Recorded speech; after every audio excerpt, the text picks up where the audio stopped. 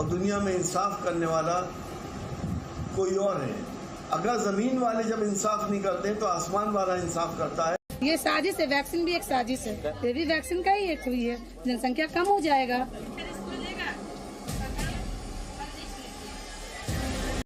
आप दरअसल कह सकते हैं ये महामारी का समाज घाती वेरिएंट है, ये बहुत डेंजरस वेरिएंट है। ये महामारी का समाज घाती वेरिएंट है। जी हाँ, हैरान कर देने वाला statement.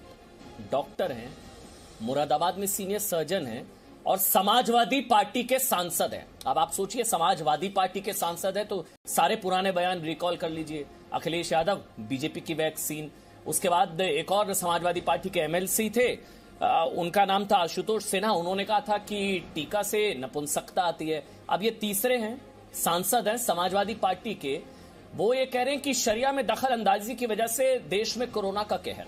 ST Hasan Samajwadi party के सांसद तो चलिए ठीक है, लेकिन ये जो हैं एक बड़े डॉक्टर भी हैं। इनके पीछे की तर्क क्या है? सांसद कोरोना को, जो कि समाजवादी पार्टी के सांसद हैं, बहुत सीनियर लीडर हैं, सांसद हैं, मुरादाबाद के सीनियर सर्जन हैं, डॉक्टर हैं। आपका स्वागत है एसटी हसन साहब। हसन साहब, जो आपका स्टेटमेंट है जो मैंने सुना, मुसलमानों से नाइंसाफी, इस वजह से आसमानी इंसाफ है कोरोना और ये प्राकृतिक आपदाएं यास। मुसलमानों से नाइंसाफी की वजह से आसमानी इंसाफ, शरिया से दखल अंदाजी या शरिया से छेड़छाड़ की वजह से। आपको लगता है ऐसा है हसन साहब?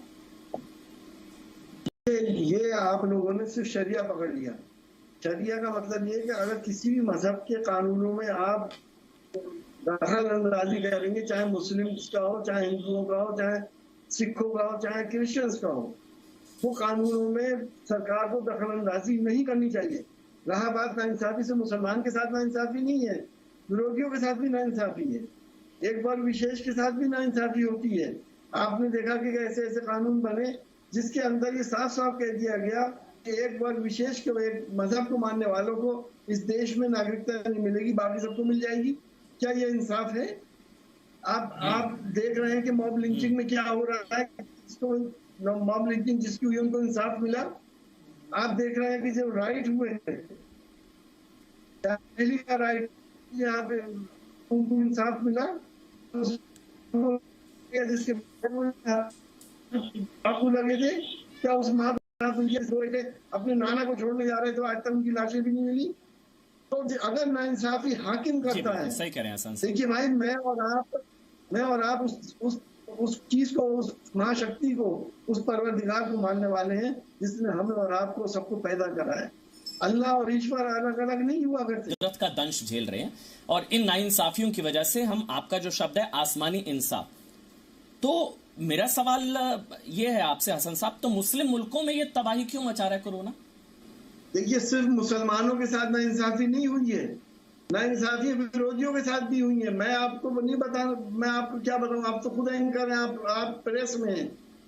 जो विरोधियों के साथ नाइंसाफियां हुई हैं आपको पता है, लेकिन जाकर मुस्लिम नहीं, आप समझे नहीं हसन साहब, मैंने पूछा क्योंकि इंडिया में, क्योंकि भारत में आपके हिसाब से शरिया में दखल अंदाजी है, मुसलमानों के साथ नाइंसाफी, इसलिए सब हो रहा है। क्या मुस्लिम मुल्क भी शरिया में दखल अंदाजी कर रहे हैं, मुसलमानों के साथ नाइंसाफी कर रहे हैं, इसलिए मुस्लिम मुल्क में भी ईश्वर का, या जो आपने बोला कि आसमानी इंसाफ हो रहा है, मुस्लिम मुल्क भी ऐसा ही कर रहे हैं, शरिया में दखल अंदाजी, इसी वजह से वहां पर भी कोरोना? हसन साहब, आप अपनी मजबूरियों की वजह से इसे कम्युनल क्यों कर रहे हो? इंसाफ इंसान के साथ नहीं हो रहा, हिंदू मुसलमान की बात क्यों कर रहे हैं? अच्छा, आप ये क्यों कह रहे हो मुसलमानों के साथ? शरिया की बात तो आपने करी थी ना। शरिया में ये तो आपने कहा है, ये इस्लामिक कानून, ये आपने कहा है हसन साहब, आपका स्टेटमेंट मेरे सामने है। कानून में आपने कहा मुसलमानों के साथ नाइंसाफियां हुई, उसकी एवज में आपने देखा कि हमारे देश में आसमानी आफतें कितनी आ रही हैं, 10 दिन में 2 तूफान, कोरोना के अंदर क्या हश्र हुआ, ये सब आपने कहा है। आप इसको कम्युनल रंग दे रहे हैं, मैं कहां दे रहा हूं सर। मैं तो, ये सबसे सेकुलर है सर, ये किसी को नहीं छोड़ेगा, हिंदू मुसलमान, सबसे सेकुलर वायरस है। भाई हसन साहब, मुस्लिम मुल्कों में कोरोना क्यों तबाही मचा रहा है फिर, अगर ये आसमानी इंसाफ है तो? लेकिन मेरी आपसे हाथ जोड़ के दरखास्त है कि आप भी सेकुलर हो जाओ।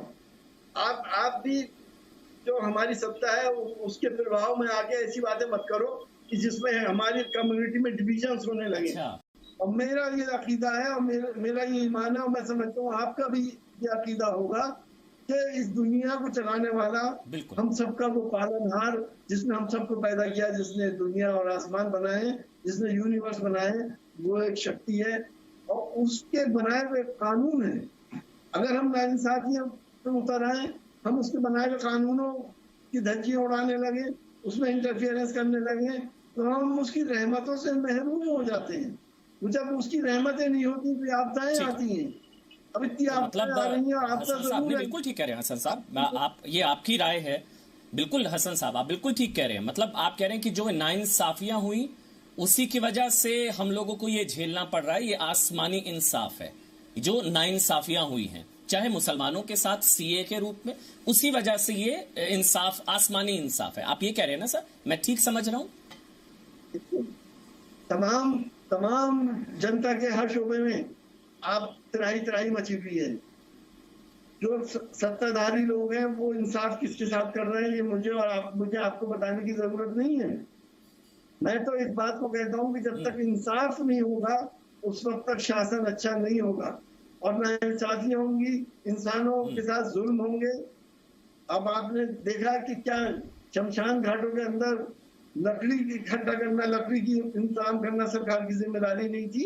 क्या लाशों की इतनी बेहुरमती हुई हमारे देश के अंदर, इतिहास बना दिया। ऐसा है जी हसन साहब, मैं समझ लिया। हसन साहब मैं समझ गया, आपका ये तर्क है कि जो नाइंसाफियां हुई हैं, जो शरिया में जो छेड़खानी हुई है, या जो दखल अंदाजी है, या जो मुसलमानों को कह दिया गया कि नागरिकता नहीं मिलेगी, इन नाइंसाफियों की वजह से हम हिंदू मुसलमान की बात नहीं है, ये इंसान के साथ इंसाफ की बात हो रही है। मैं मॉब लिंचिंग हुई क्या हिंदुओं की नहीं हुई, सिर्फ मुसलमानों की हुई क्या? किसको इंसाफ मिला? क्या राइट के अंदर हिंदू नहीं मरे? मिला उनको इंसाफ? मैं तो आपसे ये कह रहा हूं हसन साहब, ये देखिए, मैं एक तो आपकी समझ पर मैं बिल्कुल नहीं सवाल उठा रहा हसन साहब, मैं आपका सम्मान करता हूं। ये आपकी समझ पर, आप सीनियर सर्जन हैं सर, आप मुरादाबाद में आपका नाम है, आप बहुत सीनियर हैं, सर्जन हैं, डॉक्टर हैं। मतलब ये क्योंकि मेडिकल साइंस में इस चीज को लेकर ऐसा नहीं शायद संभवतः कहा। आपके जो पेशेंट्स आते हैं जिनको आप ट्रीट करते हैं, उनको भी आप इसी लॉजिक पर ट्रीट करते हैं क्या सर, कि आसमानी इंसाफ है, शरिया में दखल अंदाजी करेंगे तो यही होगा? आप जब उनको ट्रीट करते हैं अपने पेशेंट्स को एज ए सर्जन, तो आप यही लॉजिक देते हैं सर हसन साहब, क्योंकि आप डॉक्टर हैं, सर्जन हैं। देखिए मैं आपको बता रहा हूं, हम साइंटिफिकली ट्रीट करते हैं, साइंटिफिकली ऑपरेशन करते हैं, लेकिन हम उनके अटेंडेंट से और मरीज से कहते हैं ऊपर वाले से दुआ करो जो तुम्हें ठीक करता है। हमारा काम करने का है, बाकी काम रिजल्ट देना उसका काम है। आज अगर आपको खुदा ना खास्ता कोई परेशानी में आप आते हैं तो क्या आप मंदिर के दरवाजे पे जाके माथा नहीं टेकते हो? देखिए टीवी पे ये बात कहना अजीब सी लग रही है आप लोगों को कि ऊपर वाला भी कोई चीज है, और लेकिन हकीकत जमीनी ये होती है कि जब जो भी फंसता है दुनिया के अंदर परेशानी में आता है, वो अपने पैदा करने वाले से गिड़गिड़ाता है, और वो पैदा करने वाला मेरा और आपका अलग अलग नहीं है। ये अगर नाइंसाफी नहीं होती तो कोरोना नहीं आता, है ना? कोरोना आता, ये दुर्गति नहीं होती। जो हालात हुए हैं आप लोगों ने दिखाया है कि लाशों के साथ कितनी बेहुरमती है, कुत्तों ने नोच के खाया है। मुसलमानों से नाइंसाफी की वजह से ये हाल हो रहा है। कोरोना नहीं आता, अच्छा कोरोना आता इतनी दुर्गति नहीं होती। ये दुर्गति इसलिए हो रही है क्योंकि मुसलमानों के साथ नाइंसाफ हुआ, तो कोरोना ज्यादा इफेक्ट कर रहा है, ज्यादा मार रहा है ना? इंसानों के साथ हुआ, इंसानों के साथ हुआ, सिर्फ मुसलमान नहीं। आप बार बार मुसलमान लफ्ज क्यों लेके आते हैं? नहीं, आपकी स्टेटमेंट में कहीं भी हिंदू नहीं है सर। अब आप थोड़ा सा डैमेज कंट्रोल करना चाह रहे हैं तो आप कर सकते हैं, लेकिन आपकी स्टेटमेंट में कहीं भी हिंदू नहीं है। आप कहें तो मैं सुना दूं सर, हसन साहब आप कहें तो मैं सुना दूं आपको आपका स्टेटमेंट, अगर आपको लग रहा है कि मैं गलत तरीके से पेश कर रहा हूं, अगर आप इजाजत दें मैं सुना दूं आपको स्टेटमेंट हसन साहब, क्योंकि आपने कहीं भी हिंदू नहीं कहा। आपने कहा 7 सालों से ज्यादतियां हुई, 7 सालों से डिस्क्रिमिनेशन हुआ, कानून बना दिए गए, शरिया में दखल अंदाजी हुई और नाइंसाफियां हुई, मुसलमानों को नागरिकता नहीं दी गई, मुसलमानों के साथ नाइंसाफियां हुई, जिसकी एवज में आपने देखा देश में आसमानी आफतें आ रही हैं। कोरोना का क्या हश्र हुआ? आपने इसमें कहीं भी आपने से भी कहा कि मुसलमानों के साथ नाइंसाफी, इसी वजह से आसमानी इंसाफ। तो अगर जो है नाइंसाफी नहीं होती तो कोरोना नहीं आता। कोरोना आता लेकिन दुर्गति नहीं होती। कोरोना तो फिर भी आ गया, सारे मुल्कों में आ गया, लेकिन अच्छा। जो हमारे मुल्क का असर हुआ है, ऑक्सीजन के लिए जितनी मारामारी हुई है, एक दूसरे से अस्पताल के गेट के बाहर लोग सिलेंडर छीन रहे थे। इसका क्या शरिया आपने- से क्या लेना देना? हसन साहब, इसका शरिया से क्या लेना देना? मुझे बता दें आप, ऐसी दुर्गति कहाँ हुई है? लोगों के अपने प्रियजन चले गए, ये ऐसी दुर्गति पूरी हुई दुनिया है में कहीं? हुई है, अमेरिका में हुई है, यूरोप में नहीं, हुई है, अमेरिका में हर ऑक्सीजन जगह की कमी हुई है, नहीं। आपके मुस्लिम मुल्कों में भी हुई है, अमेरिका मुस्लिम में मुल्कों में भी हुई है। अब वहां पर भी मुसलमानों पर ज्यादतियां हो रही हैं क्या? मॉल खुल रहे हैं इंग्लैंड के अंदर, और हमारे यहाँ लॉकडाउन था जिस वक्त, उनके यहाँ सब कुछ खुला हुआ था। तो मैं तो ये कहता हूँ, आपने डॉक्टरी की पढ़ाई कहाँ से करी है हसन साहब? अगर आप है, हम तो मुसलमान हैं, हमको थोड़ी ना कुछ होगा। आपको लगता है कि इस तरह की स्टेटमेंट्स नुकसान पहुंचाती है? मुसलमानों को हुआ नहीं कोरोना? क्या कब्रिस्तान फुल नहीं हुआ है? मैं कब कह रहा हूँ मुसलमान? नहीं, क्योंकि मुसलमान के साथ नाइंसाफी नहीं करेंगे ना, आप बीच में क्योंकि बोलिए मुसलमान शरिया में दखल अंदाजी या शरिया का अपमान नहीं करेंगे ना। हसन साहब, आपकी स्टेटमेंट से नुकसान हो सकता है, आप ये जानते हैं ना?